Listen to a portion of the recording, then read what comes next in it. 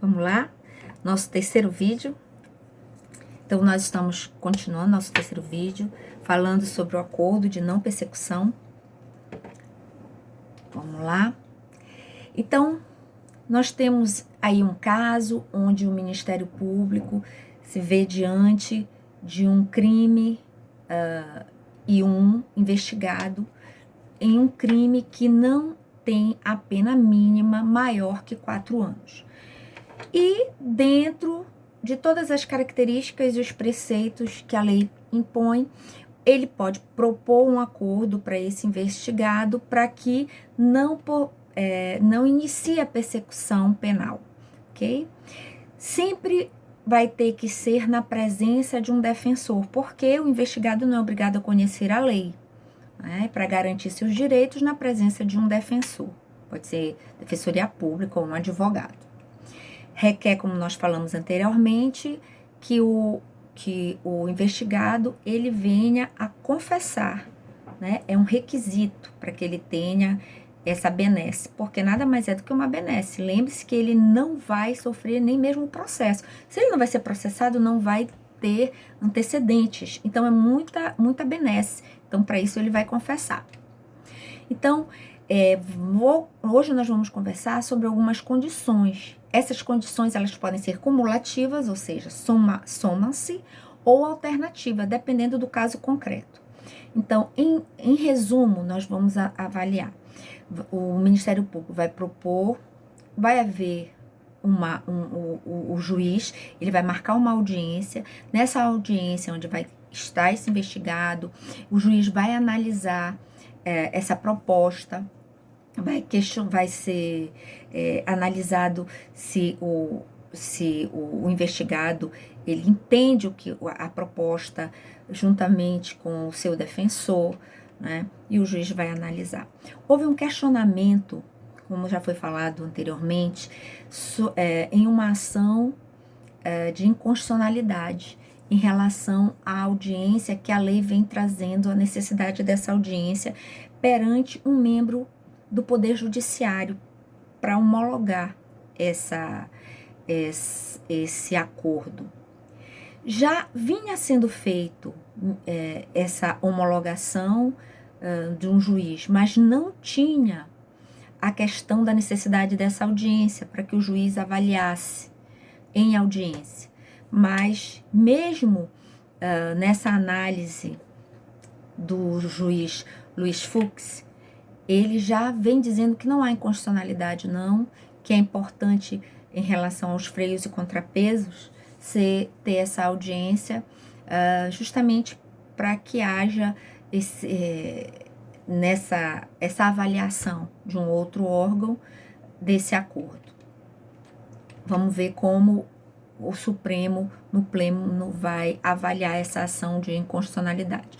Mas o artigo, como foi dito anteriormente, o artigo 28A, ele não teve suspensa a sua validade, ele está valendo, ok?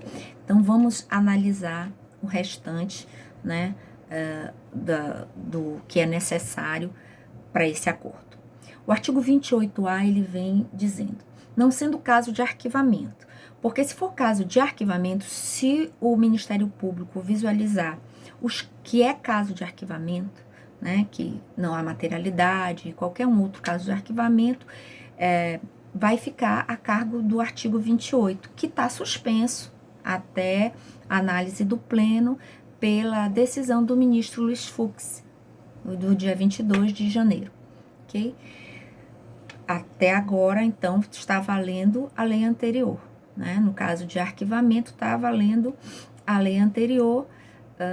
No caso, se o promotor achar que deve arquivar, ele passa para o juiz, e o juiz, achando que é caso de arquivamento, arquiva. Se achar que não é, ou não concordar com o arquivamento, caminha para o procurador, e aí ocorre o que vem acontecendo naturalmente, uma vez que o artigo 28 da nova lei está suspenso, né? Isso aí está comentado nos nossos vídeos anteriores. Mas se não for caso de arquivamento, e tendo investigado, nós estamos lendo o artigo 28A, e tendo o investigado confessado formal e circunstancialmente a prática da infração penal, aí a gente vê a necessidade da confissão.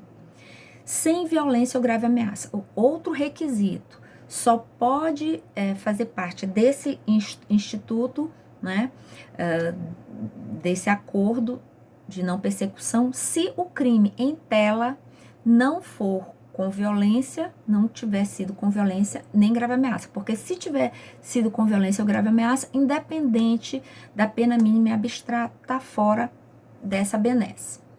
E com pena mínima inferior a 4 anos. Olha aí, gente, a leitura inferior a 4 anos não é inferior ou igual a 4 anos. Lembra que nós conversamos sobre isso?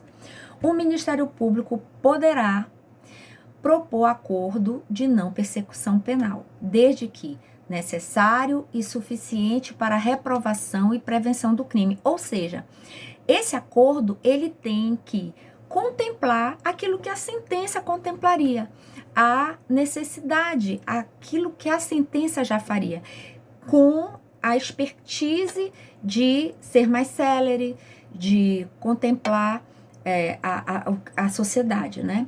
Mediante as seguintes condições ajustadas cumulativa e alternativamente, ou seja, somando ou alternativamente, dependendo do caso concreto. Então, essas condições são necessárias para que possa haver, no caso concreto, esse acordo. São as condições legais, né, gente? Reparar o dano ou restituir a coisa à vítima, exceto impossibilidade. Então, aí vai ser visto no caso concreto. Por exemplo, um furto simples, né? 2.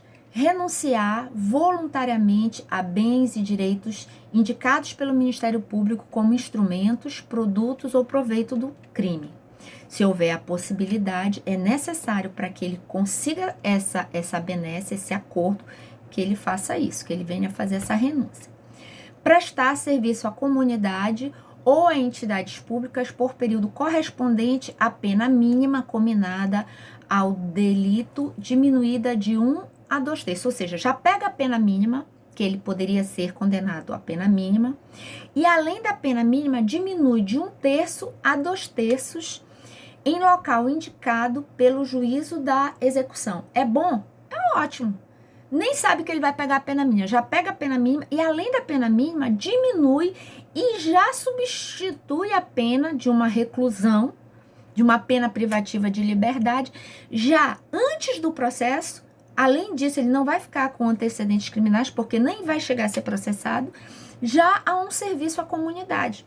Lembre, sempre vai ser analisado se essa pena, esse serviço à comunidade, vai contemplar a repreensão, vai contemplar a repreensão que o Estado tem que dar para aquela situação que ele fez, para aquela infração que ele cometeu. Porque às vezes a infração, gente, não é uma coisa tão grave, né?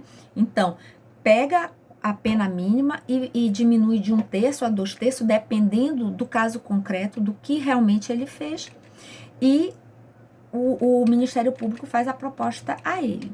Lembrando que 1 hora que ele vai prestar o serviço à comunidade diminui 1 dia da pena dele. É assim que se faz, né?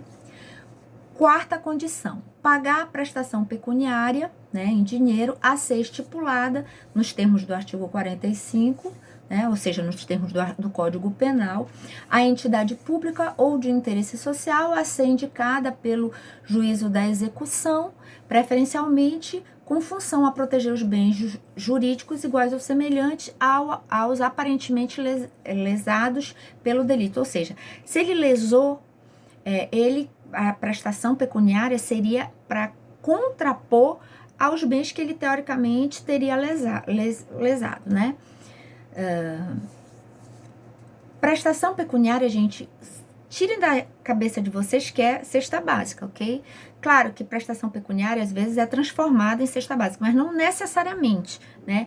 Prestação pecuniária é transformada em salários mínimos, que pode ser transformada em cestas básicas, mas não necessariamente cestas básicas, ok?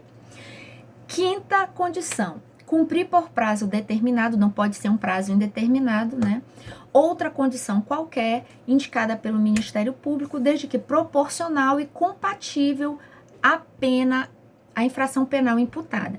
Por isso que essa aqui é uma condição em aberto, por isso que é importante que o Poder Judiciário também faça essa avaliação para que não haja nada incompatível. Sempre colocando aí para vocês a importância dessas condições, né? E dizendo que essas condições podem ser uma, duas, elas podem ser cumulativas, ou seja, elas podem ser somadas, né? Cumulativas ou alternativas, né? Podem ser somadas ou cumulativas, ok? Deixa eu ver se tem mais alguma coisa em relação às condições. Então, em relação às condições, isso que eu queria destacar para vocês. Esse é o nosso terceiro vídeo e vamos para outros. Eu quero fazer vídeos bem pequenos para a gente poder ir comentando, ok?